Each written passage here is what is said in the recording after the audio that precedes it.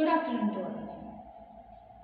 आज हम पढ़ने वाले हैं प्रोडक्ट एंड ब्रांड मैनेजमेंट के अंदर brand positioning. Brand positioning means brand की पोजीशंस क्या क्या होती है। जब आप ब्रांड की बात करते हैं, जो किसी भी प्रोडक्ट की ब्रांड को किस तरीके से एनालाइज किया जाता है, उसकी पोजीशन से एनालाइज किया जाता है। मतलब मार्केट में उसकी पोजीशन क्या है, वो किस तरीके से बिक रहा है, वो ज्यादा से ज्यादा बिक रहा है या कम बिक रहा है या मिनिमम बिक रहा है, ये सारी चीजें या ये सारे एस्पेक्ट्स क्या बताते हैं, उसकी पोजीशंस बताते हैं। तो जब मैं ब्रांड की पोजीशनिंग या ब्रांड की पोजीशंस के बारे में बात करती हूँ, तो उसके अंदर कौन कौन से एस्पेक्ट्स जो है वो इन्वॉल्व होते हैं, या जब आप किसी ब्रांड को एनालाइज करते हैं कि वो ब्रांड जो है वो किस तरीके का है या उसकी पोजीशन या वैल्यू क्या है, तो उसे आप क्या बोलते हो, ब्रांड की पोजीशनिंग बोलते हो। फॉर एग्जांपल, हम जब भी कोई प्रोडक्ट्स परचेज करने जाते हैं मार्केट में, तो हम सबसे पहले क्या देखते हैं कि किस ब्रांड का है।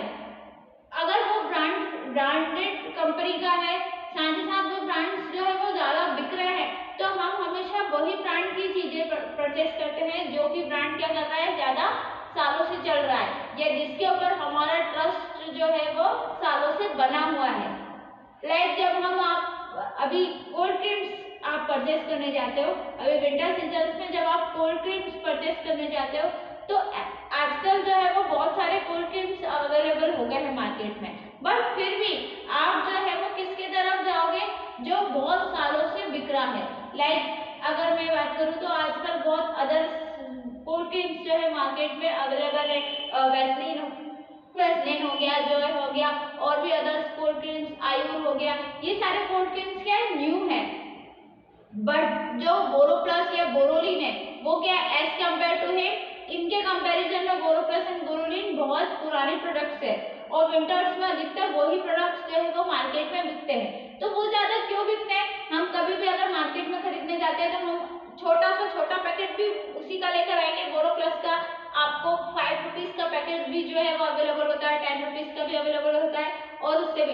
तो आप क्यों खरीद रहे हैं, किस एस्पेक्ट से, उसका एक ब्रांड है, उसके ऊपर जो है कस्टमर का ट्रस्ट बना हुआ है, इसलिए उस प्रोडक्ट को क्या कर रहे हैं, ज्यादा से ज्यादा लोग परचेज कर रहे हैं। तो ब्रांड की पोजीशनिंग या ब्रांड पोजीशनिंग क्या होती है कि जो ब्रांड रहता है उसकी स्थिति या उसकी पोजीशन क्या है, इसको क्या डिफाइन करता है, ब्रांड के साथ किया हुआ ट्रस्ट डिफाइन करता है कि वो ब्रांड जो है वो कितने सालों से चल रहा है। अब अदर प्रोडक्ट्स के कंपैरिजन में बोरोप्लस बोरोलिन बहुत पुराने प्रोडक्ट्स हैं, बहुत सालों से चल रहे हैं, इनका जो है वो एक विश्वास है, जो लोग जो है उनका विश्वास है उसके उस प्रोडक्ट्स के ऊपर।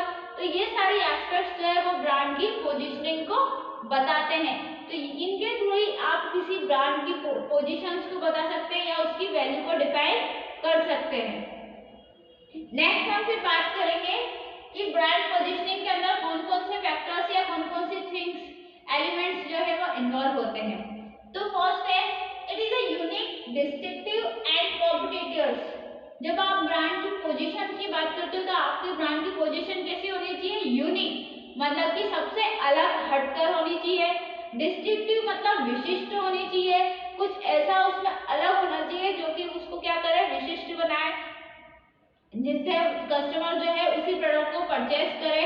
साथ ही साथ कॉम्पिटिटर्स भी होना चाहिए, आपका ब्रांड एक ऐसा प्रोडक्ट का होना चाहिए या उस प्रोडक्ट का ब्रांड ऐसा होना चाहिए जो कि क्या कर सकते, मार्केट में कॉम्पिटिटिव कर सके, कॉम्पिटिशंस जो है वो कर सके।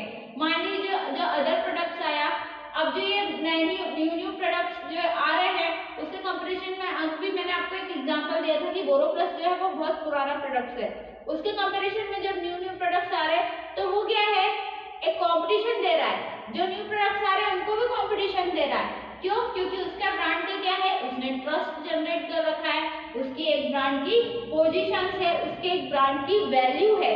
हाँ, उसमें अगर आपको कुछ चेंजेस करने हैं तो वो आप चेंजेस कर सकते हो, बट फिर भी जब आप उस प्रोडक्ट की बात करेंगे बोरोप्लस या बोरोक्लीन की, तो वो क्या है, बहुत पुराने प्रोडक्ट्स है, उनका ट्रस्ट भी है मार्केट में, साथ ही साथ कस्टमर्स जो है वो भी क्या बोलते हैं कि उसका जो रिस्पॉन्स जो रहता है वो हमेशा कैसा होता है, पॉजिटिव रिस्पॉन्स जो है वो होता है। तो ये सारे एस्पेक्ट्स क्या करते हैं, एक ब्रांड की पोजीशंस को बताते हैं। नेक्स्ट हम फिर बात करेंगे, it is a significant encouraging to the niche market. जब आप नीच मार्केट की बात करते हो तो नीच मार्केट जो कि आप बोलते हो चीप मार्केट, जिसे आप चीप मार्केट भी बोल सकते हो। तो जब आप नीच मार्केट बात करते हो तो उसके अंदर प्राइस की पोजीशंस किस तरीके से डिफाइन की जाती है, उसका इंकरेजमेंट, मतलब कि वो ब्रांड जो है वो किस तरीके से इंकरेज कर रहा है, किस तरीके से सिग्निफाई कर रहा है या सिग्निफिकेंट कर रहा है। इन सारे एस्पेक्ट्स को ध्यान में रखते हुए क्या करता है कोई भी ब्रांड पोजीशंस को तैयार करता है। नेक्स्ट हम बात करेंगे, it is appropriate to all major geographical market and business. जब आप बिजनेसेस की बात करते हो तो बिजनेस के अंदर जो रहता है वो ब्रांड की पोजीशन क्या बताती है, ज्योग्राफिकल एरिया को कवर करती है। ज्योग्राफिकल एरिया मतलब फैला हुआ, कितने ज्योग्राफिकल एरिया में आपका प्रोडक्ट जो है वो फैला हुआ है। जैसे कि अगर आप बोरोप्लिन की बात कर रहे थे हम लोग, तो वो पूरे इंडिया में क्या है, फेमस है, फैला हुआ है, सारे लोगों को उसके बारे में इंफॉर्मेशन पता है, या उसका एडवर्टाइजमेंट अगर नहीं भी करे तो भी उसकी एक पोजीशन है। तो ये सारी चीजें जो है वो ब्रांड की पोजीशन या वैल्यू को बनाने में इम्पोर्टेंट रहती है कि उसका ज्योग्राफिकल एरिया कैसा है, मतलब कहाँ कहाँ पर वो जो है वो फेमस है। तो ऑल ओवर इंडिया में वो प्रोडक्ट फेमस है, आप किसी से भी पूछ लीजिए तो उस प्रोडक्ट की इंफॉर्मेशन या उस प्रोडक्ट के नाम के बारे में जो है वो सभी को पता है। तो यही क्या होती है, एक ब्रांड की पोजीशंस को बताते हैं। नेक्स्ट हमने फिर बात की थी, it is helpful for organisation to achieve its financial goals.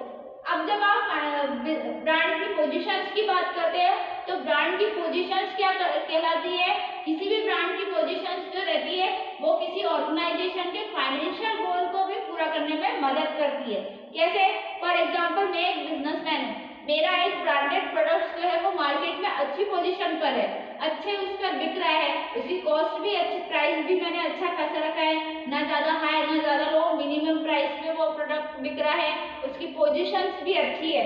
तो उससे मुझे क्या फायदा मिल रहा है, प्रॉफिट अर्न हो रहा है, मेरी फाइनेंशियल कंडीशंस को वो हेल्पफुल बना रहा है, मतलब मेरे फाइनेंशियल कस्टमर्स जो है ज़्यादा से ज़्यादा मेरा प्रोडक्ट परचेज कर रहे हैं, जिससे मेरी एक फाइनेंशियल पोजीशन भी तैयार हो रही है। तो ये सारी चीजें जो है वो आपको क्या करती है, ब्रांड की पोजीशंस को तैयार करने में मदद करती है। नेक्स्ट बात हम करेंगे, is the position validations with unique appropriate and original product. जब आप ब्रांड की पोजीशंस की बात करते हो तो आपका प्रोडक्ट कैसा होता है, एक यूनिक होता है, एक एप्रोप्रिएट होता है, साथ ही साथ ओरिजिनल प्रोडक्ट होता है। जब फिर कस्टमर्स का आपके ब्रांड के साथ कोई ट्रस्ट बन जाता है या कस्टमर्स जो है वो आपके ब्रांड की तरफ ट्रस्ट करते हैं या उसकी पोजीशन या वैल्यू बनाते हैं, तो फिर आपका भी एक काम होता है कि आप क्या करो, उनको एक ओरिजिनल प्रोडक्ट प्रोवाइड करो। आपका प्रोडक्ट भी कैसा होना चाहिए, ओरिजिनल होना चाहिए। ऐसा नहीं कि आपने मिलावट का प्रोडक्ट जो है वो बेचा और फिर आप क्या कर रहे हो, उसका दावा कर रहे हो कि वो प्रोडक्ट जो है वो मार्केट में बहुत अच्छा है। नहीं, जब आप ब्रांड की पोजीशनिंग की बात करते हो तो उसमें जो प्रोडक्ट अवेलेबल करवा रहे हो आप, वो भी कैसा होना चाहिए, ओरिजिनल होना चाहिए, जिससे क्या हो सके, जो कस्टमर है वो भी अट्रैक्ट हो सके और साथ ही साथ उनकी जो नीड्स एंड वांट्स है उसको भी पूरा किया जा सके और आपके फाइनेंशियल गोल के साथ साथ उस ब्रांड की पोजीशन भी मार्केट में अच्छी हो। नेक्स्ट हम फिर बात करेंगे मेन फैक्टर्स की। ऐसे कौन कौन से मेन फैक्टर्स हैं जो कि इसके अंदर इन्वॉल्व होते हैं, या मेन फैक्टर्स जो रहते हैं वो किस एलिमेंट्स या किस फैक्टर के अंदर आप ब्रांड की पोजीशनिंग को डिफाइन करते हैं। तो फर्स्ट होता है कंज्यूमर्स की एक्सपेक्टेशंस, उस कंज्यूमर्स की उम्मीदें। भैया सबसे पहले जो है कंज्यूमर जो रहता है वो मार्केट में क्या होता है, इम्पोर्टेंट पार्ट होता है। बिना कंज्यूमर के फीडबैक से आप ये पता लगा सकते हो कि आपका प्रोडक्ट जो है वो मार्केट में अच्छा है या नहीं है, या आपका प्रोडक्ट जो मार्केट में रिस्पॉन्स दे रहा है वो गुड एडवांटेजेस दे रहा है या डिसएडवांटेजेस दे रहा है। तो कस्टमर्स के एक्सपेक्टेशन मतलब उनकी आपके प्रोडक्ट से क्या क्या उम्मीदें हैं, या आपका प्रोडक्ट उनकी उम्मीदों पर खड़ा उतर रहा है या नहीं उतर रहा है। नेक्स्ट हम फिर बात करेंगे उसकी प्राइस की। कस्टमर्स जो है वो उम्मीद करते हैं और उसके बाद उसकी प्राइस इंपॉर्टेंट होती है। भाई अगर आपने एक ऐसी प्राइस रखी है जो कि क्या कर रहा है उस प्रोडक्ट को इतनी ज्यादा हाई प्राइस रख दी कि कंज्यूमर वो प्रोडक्ट को खरीद ही नहीं पा रहा, तो ये भी करना गलत है।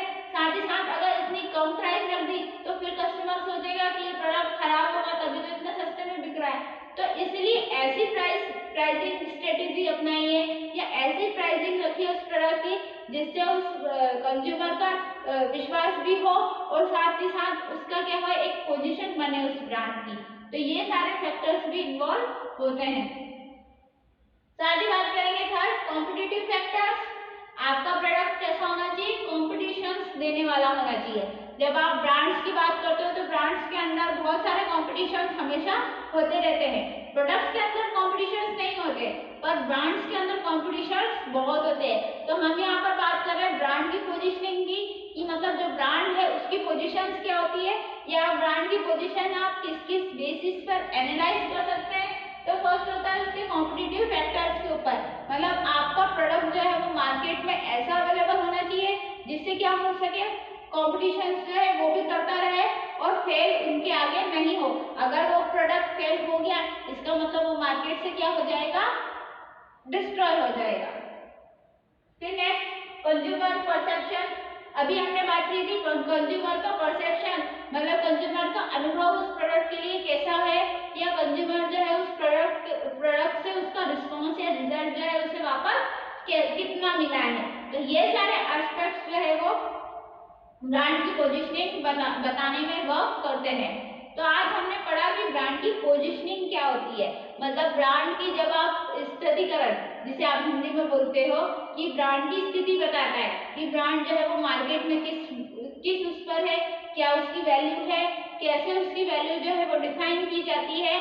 मान लो क्योंकि मार्केट में क्या होता है बहुत सारे लॉट्स ऑफ प्रोडक्ट्स जो है वो अवेलेबल होते हैं, तो उस लॉट्स ऑफ प्रोडक्ट्स के अंदर आपका प्रोडक्ट कैसे यूनिक दिखे, अलग दिखे, कॉम्पिटिशन देने वाला दिखे, साथ ही साथ डिस्टिंक्टिव दिखे, तो वो किस बेसिस पर दिख सकता है, आपका ब्रांड की पोजीशंस के थ्रू ही दिख सकता है। तो फर्स्ट हमने इसमें एक बार फिर से मैं सारी चीजें जो है वो रिवाइज करती हूँ। हमने 5 एलिमेंट्स जो है वो पढ़े। फर्स्ट आपका प्रोडक्ट यूनिक या डिस्टिंक्टिव होना चाहिए। सेकेंड आपका प्रोडक्ट कैसा होना चाहिए, नीड्स मार्केट में सिग्निफिकेंट होना चाहिए। थर्ड पे हमने बात करी it is appropriate to all major, आपका प्रोडक्ट बिजनेस में कैसा होना चाहिए, उसका एक ज्योग्राफिकल एरिया होना चाहिए। ज्योग्राफिकल एरिया मतलब ऑल ओवर में फेमस होना चाहिए। It is helpful to organisation to achieve financial goal, आपके प्रोडक्ट अगर आपकी पोजीशन अच्छी होगी आपके ब्रांड की तो उससे आपको क्या मिलेगा, फाइनेंशियल गोल या फाइनेंशियल हेल्प मिलेगी। फिर last is position validation with unique appropriate original product. जब आप ओरिजिनल प्रोडक्ट्स की बात करते हैं तो उसके अंदर आपका वैलिडेशन जो है वो यूनिक होता है, साथ ही साथ आपका प्रोडक्ट क्या कहलाता है, ओरिजिनल कहलाता है कि आपका प्रोडक्ट कैसा है, ओरिजिनल होना चाहिए। फिर मेन फैक्टर्स की बात की थी। फर्स्ट कंज्यूमर की क्या क्या एक्सपेक्टेशंस रहती है, तो दैट इज कंज्यूमर एक्सपेक्टेशन। फिर आपने उस ब्रांड की या उस प्रोडक्ट की प्राइस क्या रखेगी, that is price of product. फिर थर्ड इज कॉम्पिटिटिव फैक्टर, आपका प्रोडक्ट या ब्रांड जो है वो ऐसा होना चाहिए जो कि कंपटीशन दे सके, चाहे बहुत सारे प्रोडक्ट्स अवेलेबल हो मार्केट में फिर भी उसकी एक कंपटीशन स्ट्रेटेजी या कंपटीशन देने की क्षमता होनी चाहिए उसमें। लास्ट इज कंज्यूमर परसेप्शन, फिर कंज्यूमर का उससे फीडबैक क्या है या उससे आप उस ब्रांड से या प्रोडक्ट से उसे फीडबैक या रिस्पॉन्स जो है वो किस तरीके का मिल रहा है। तो ये सारे एस्पेक्ट्स जो है वो ब्रांड की पोजीशंस को बताते हैं। नेक्स्ट लेक्चर में हम पढ़ेंगे इसके आगे के बारे में। तो ये था ब्रांड की पोजीशंस, हमने पढ़ा ब्रांड की पोजीशंस क्या क्या होती हैं, उसके क्या क्या मेन फैक्टर्स होते हैं जो कि ब्रांड की पोजीशंस या उसकी स्थिति को बताते हैं। नेक्स्ट लेक्चर में हम पढ़ेंगे इसके आगे के बारे में। तो तब तक के लिए thank you so much and please watch the video and share the link.